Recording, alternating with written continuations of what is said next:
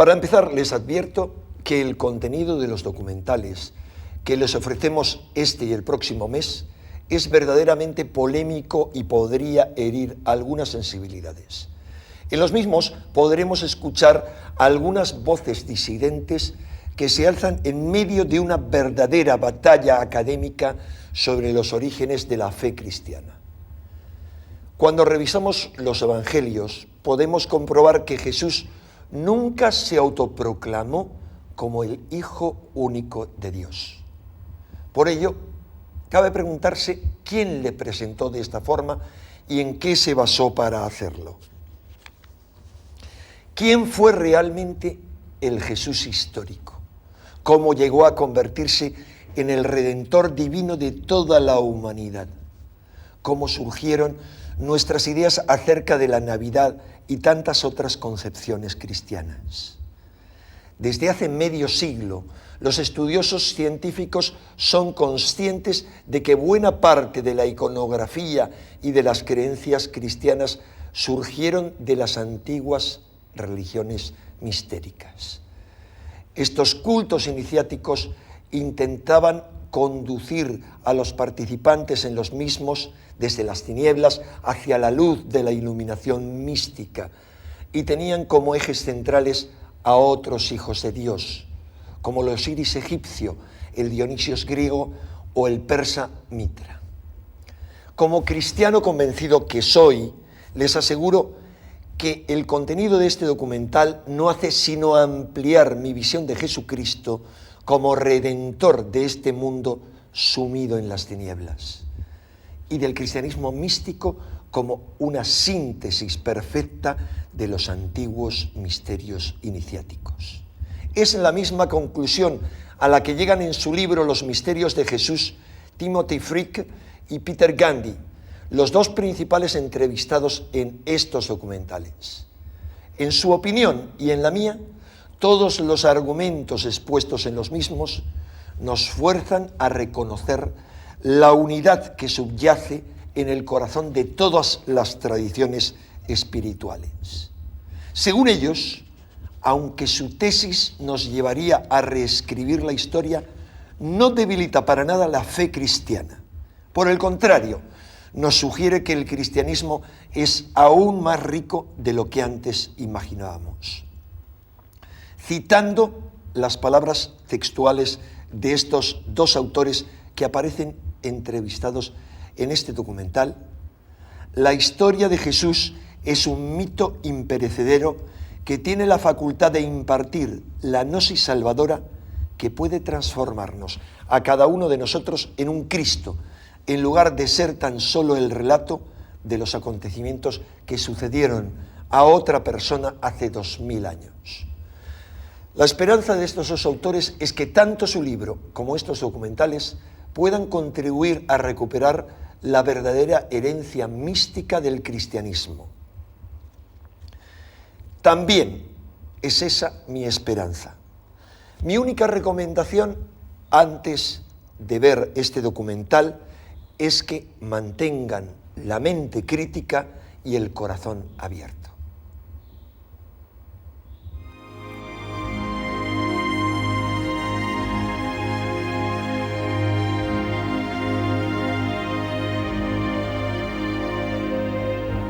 ¡Viva el Supremo Soberano, el emperador Constantino y la emperatriz Helena! Año 324. Constantino, el primer emperador romano en abrazar el cristianismo, ha convocado a los obispos para poner fin a los feroces debates teológicos. Debe haber existido un tiempo anterior a su creación, cuando él no existía. Hereje. 3 siglos después de que Jesús de Nazaret pasara por la tierra, se desataron encendidas disputas sobre quién había sido realmente. La decisión que impuso el emperador definió al cristianismo posterior hasta nuestros días. Soberano Supremo, hermanos ministros, este es el credo del que nos hemos declarado signatarios por unanimidad. Creemos en un Dios, el Padre Todopoderoso, hacedor de todas las cosas visibles e invisibles, y en un Señor, Jesucristo, el Hijo de Dios, engendrado por el Padre, luz de luz, Dios verdadero de Dios verdadero, engendrado, no creado. Por decreto imperial, Jesús de Nazaret es declarado el único Hijo de Dios. Todas las otras opiniones quedan suprimidas. Los que discrepan son exterminados. Los manuscritos del Mar Muerto hablan de los hijos de Dios en plural. Son los perfectos, la gente que cumple escrupulosamente la ley. ¿Cómo se habría sentido el Jesús histórico de haber sabido que sería llamado el divino Hijo de Dios? Creo que se habría horrorizado por completo. Esta idea no tiene nada que ver con lo que él podría haber representado en la Palestina de la que estamos hablando. Hace 10 años, el historiador Robert Eisenman hizo que salieran a la luz los manuscritos del Mar Muerto. Descubiertos en 1945 por un pastor, estos documentos nos ofrecen una visión única sobre el mundo en que vivió Jesús.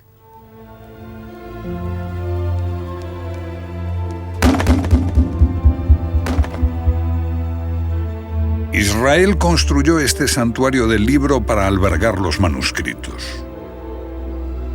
Pero Eisenman se encontró solo en su afirmación de que tratan sobre Jesús y que el hombre a quien hoy llamamos Hijo de Dios debió ser un agitador y un fanático.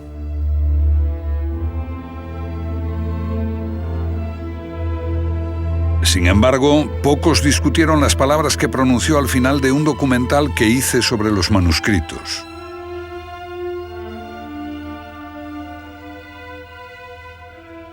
¿Quién fue Jesús en realidad?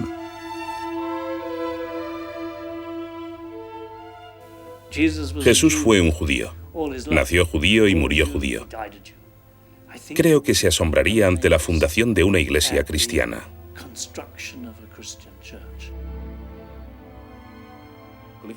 Si hoy descubriéramos estos textos sobre un tipo que nació de una virgen y que su padre era Dios, o que caminaba sobre las aguas y resucitó, diríamos, bueno, esto es claramente un mito. Pero como es la base de nuestra cultura y de nuestra educación, no lo vemos así. La mayoría de nosotros es incapaz de considerarlo un mito.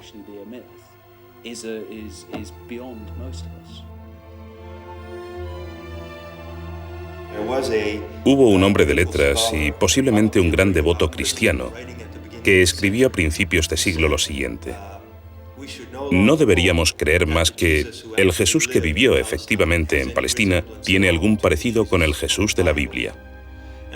Yo creo que fue una afirmación honesta y probablemente acertada. Los que toman la Biblia como la auténtica palabra de Dios podrían ahorrarse dolor e irritación renunciando a ver este documental, porque se basa en la idea de que la fe cristiana se origina en un mito. Esta es una convicción que gana cada vez más fuerza entre los especialistas a medida que salen a luz nuevos documentos antiguos sobre los orígenes de la cristiandad y sobre Jesús, el Hijo de Dios.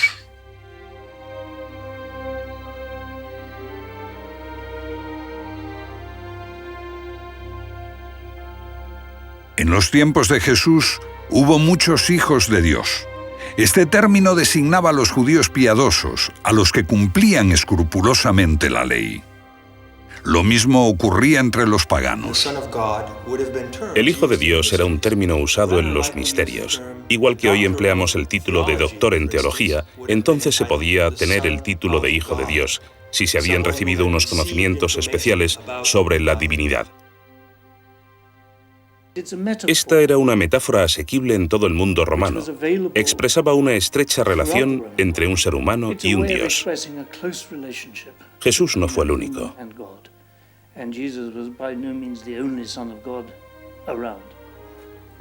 Todos los emperadores afirmaban ser el Hijo de Dios y se atribuían la capacidad de obrar prodigios.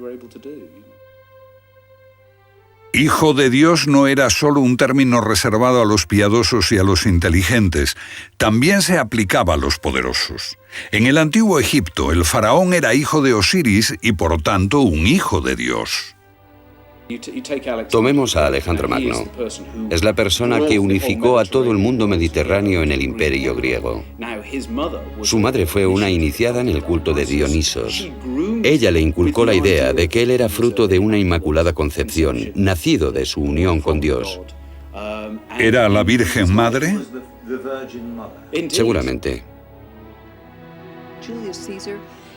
Julio César es el hijo de la diosa, con un linaje divino como todos los emperadores posteriores. De modo que la idea de ser hijo de Dios era un lugar común en el mundo antiguo. ¿Jesús se llamó a sí mismo alguna vez el Hijo de Dios? Por lo que sabemos, nunca lo hizo. En el Evangelio de Marcos, él se llamaba a sí mismo el Hijo del Hombre.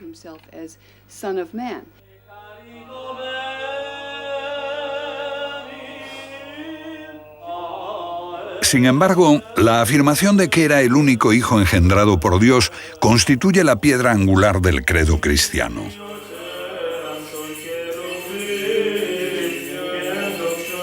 La cristiandad parece haber olvidado el pasado y se atribuye la promesa de la salvación, la vida después de la muerte. Pero realmente la resurrección llegó a la humanidad como una nueva revelación a través de Jesucristo. Sucedió lo contrario. Esa idea debe mucho a los egipcios, que estuvieron siempre muy preocupados por la vida eterna de sus cuerpos. Las pirámides muestran que la religión de los antiguos egipcios creía en la vida después de la muerte.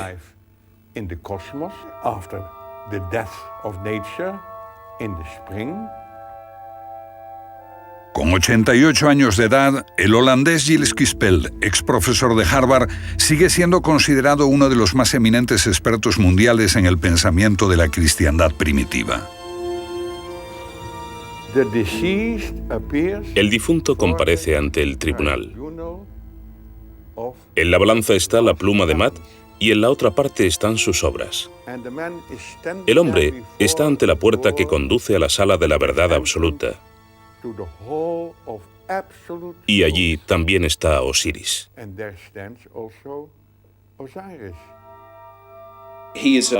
Este es un Dios que viene a la tierra como hombre. Trae grandes enseñanzas, el culto a los dioses y la civilización.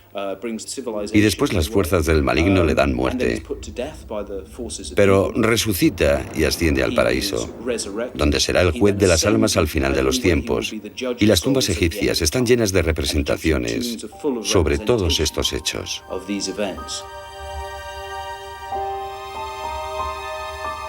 Para el antiguo Egipto, Osiris permanecía como la constelación de Orión, el buen pastor entre las estrellas, las almas en el cielo. Pero esta no es la única imagen mítica que posteriormente recoge la cristiandad. Los escritores Tim Fricke y Peter Gandhi han elaborado un amplio estudio sobre el pensamiento antiguo. Es una imagen dura. ¿Por qué la puso en la portada de su libro? Bueno, esta evidencia fue sumamente importante para nosotros. Es un talismán, un amuleto. Es pequeño, del tamaño de mi pulgar. Y muestra lo que usted cree que es Jesús en la cruz. Pero la inscripción griega nos dice que representa la muerte y resurrección del dios hombre Dionisos. Y el descubrimiento de que este dios hombre pagano podía haber encontrado la muerte de la misma forma en que después se dijo que Jesús murió por nosotros. Era una evidencia concluyente de que la historia de Jesús fue tomada de la mitología pagana.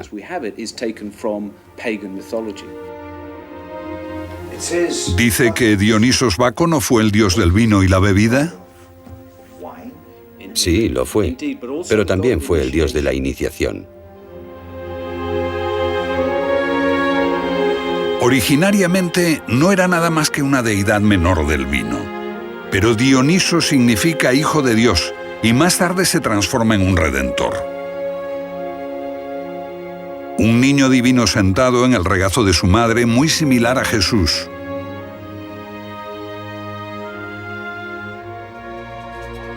Es honrado con pan y vino para conmemorar su sacrificio y muerte en una estaca tosca. Resucita y asciende al paraíso. Esta es la versión griega de Osiris.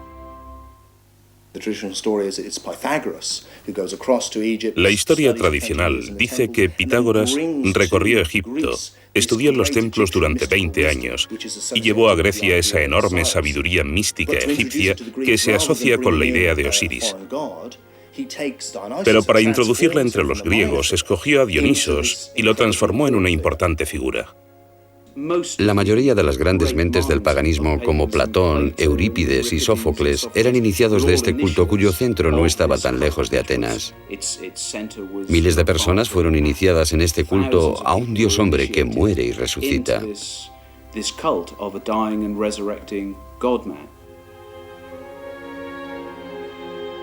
¿Podría la cristiandad ser deudora de una cultura tan antigua o de otras?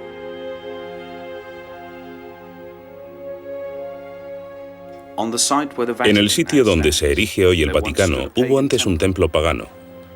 Los sacerdotes paganos celebraban ceremonias sagradas que los primeros cristianos encontraron inquietantes, por eso decidieron borrar de ellas toda evidencia.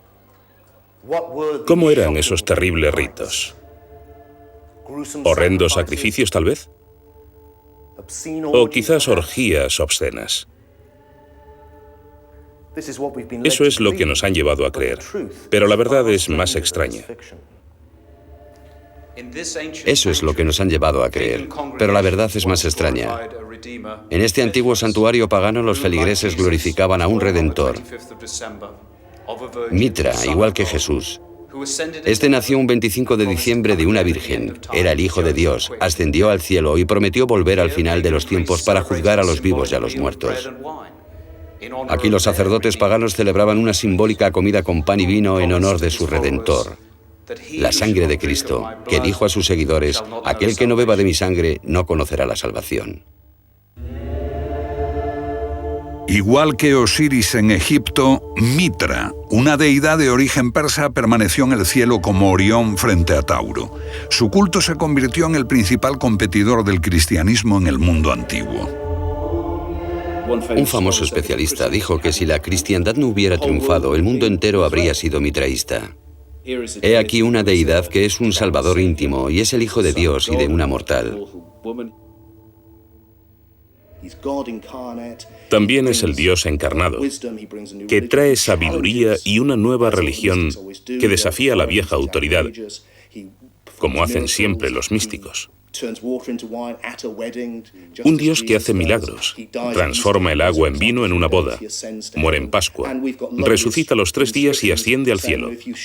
Tenemos bellas inscripciones que dicen: si compartes la sangre y el cuerpo del Dios hombre, tú también resucitarás. De modo que los motivos que asociamos con la historia de Jesús existían ya en la historia de Osiris Dionisos. ¿Cómo se explican esas similitudes los primeros escritores cristianos? Bueno, hay 2 enfoques. Los primeros literalistas cristianos lo explican como una imitación diabólica, un plagio por anticipado. Es la idea según la cual, de alguna manera, el diablo adoptó estas ideas porque sabía lo que iba a suceder y elaboró los mitos para confundir las mentes de la gente, para que cuando estos hechos ocurrieran con Jesús nadie los creyera. Eso es lo que dicen los literalistas cristianos, pero esos cristianos no los encontramos hasta el siglo II.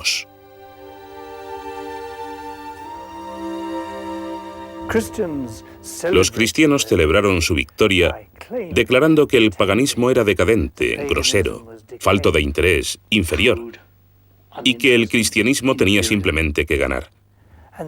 Pero esa era una fantasía cristiana. De hecho, el paganismo estaba muy vivo.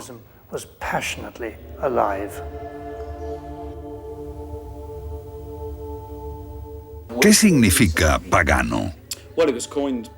Fue acuñado por los cristianos como un término insultante. Significa habitante del campo. Esto sugiere que esa gente que había construido pirámides, que nos dejó las obras de Eurípides, Sófocles y Platón, eran gente de campo primitiva y supersticiosa. ¿Qué transformó su opinión sobre el paganismo? Creo que fue estudiar la espiritualidad pagana y descubrir una rica filosofía espiritual. Es allí donde tiene sus raíces lo mejor de lo que consideramos cultura occidental. Esa forma de espiritualidad no fue para nada la primitiva adoración de un ídolo. Era increíblemente refinada. Catacumbas. Las imágenes parecen del cristianismo primitivo, pero este buen pastor es el Dios redentor Atis. El mensaje cristiano parece revolucionario. Amar a tus enemigos. Está alejado de las enseñanzas judías del ojo por ojo y diente por diente. Pero en la filosofía pagana tenemos sentimientos como el de amar a quien te golpea, o ser un hermano y un padre de toda la humanidad.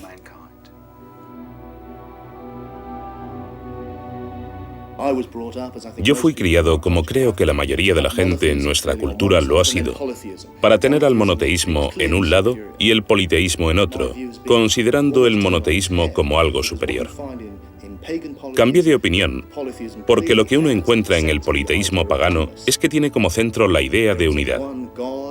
Hay un Dios único o una unidad que está incluso más allá de la idea de Dios. Se trata del Ser Supremo que puede manifestarse con múltiples rostros, y la razón de que esta unidad impersonal necesite tantas caras es porque ninguna es inadecuada a la gloria de esta unidad.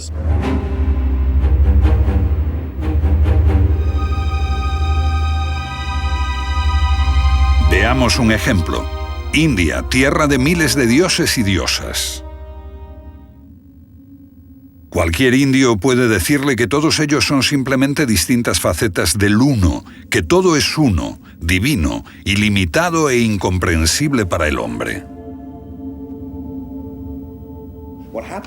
Lo que ocurre con el monoteísmo es que tienes la idea de que hay un único camino, una cara particular glorificada del único Dios. En nuestra cultura es Yahvé o Jehová, el Dios tribal judío, que es un rostro particular de Dios, que un pueblo relacionó con lo divino y dijo, esta es la personalidad de Dios. Por esta vía, el cristianismo se transformó en una religión autoritaria.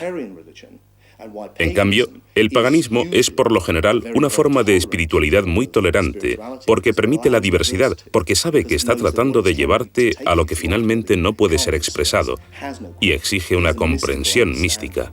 Por lo tanto, cualquier camino que escojas será personal. Pero politeísmo o monoteísmo no son realmente la cuestión.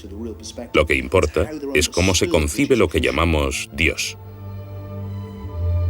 ¿Cómo trataron de entender los antiguos el misterio de la vida? La mayor parte de su legado se perdió, pero lo más importante parecen ser las ideas expresadas también por Platón.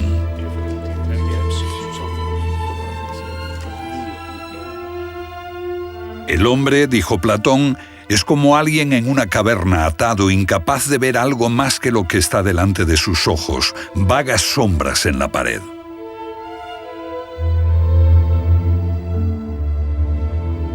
Sombras que la luz proyecta desde el mundo real que está detrás del hombre. Mira, hombre. Pero el hombre, incapaz de volver su vista atrás, ciego al mundo real y divino, sigue mirando fijamente la pared que tiene delante, pensando que la verdad está allí, creyendo que solo eso es la realidad. Enseñar a ver la verdad del mundo divino fue el objetivo de las religiones mistéricas. La religión mistérica aspira a la transformación. Esa es la idea básica del misterio. Buscan la transformación para ver la auténtica realidad, el auténtico conocimiento, lo que llamaron gnosis. Todas las religiones mistéricas tenían una forma exotérica, los misterios exteriores, y otra esotérica, los interiores, y unas enseñanzas místicas sobre la autotransformación. Los misterios exteriores se dirigen a las masas. Están disponibles para todos. Pero otros veían una realidad mística más profunda bajo la superficie del relato sagrado. Para ellos este relato era una alegoría que no solo hablaba de Dios, sino también sobre ellos mismos en lo profundo. Un mensaje que les enseñaba a comprender el misterio de la vida y a enfrentar la realidad de la muerte. Y entonces, lo que hallamos es un espectro entre dos extremos, los que llamamos literalistas por una parte y los gnósticos o místicos por otra. Pero los gnósticos, filósofos paganos, están atacando a sus propios literalistas o fundamentalistas, quienes creen que adorar un ídolo les ayudará.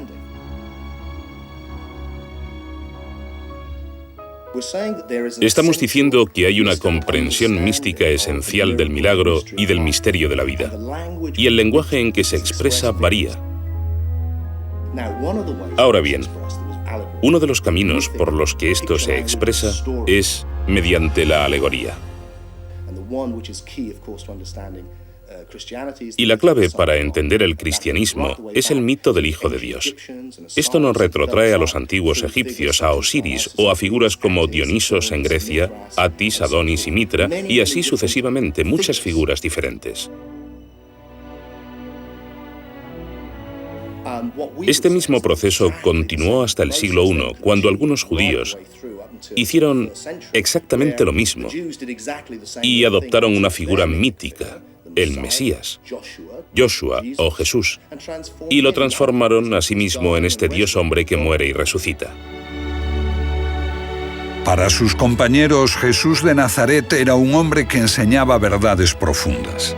Eran gnósticos, místicos que concebían su vida y su muerte dentro de un entramado gnóstico. Se convirtió Jesús en su símbolo para dar un mensaje en una verdad interior. Una figura dentro de una alegoría mediante la cual uno puede ser transformado por la iniciación y al final alcanzar la gnosis o conocimiento, ese estado místico de la iluminación.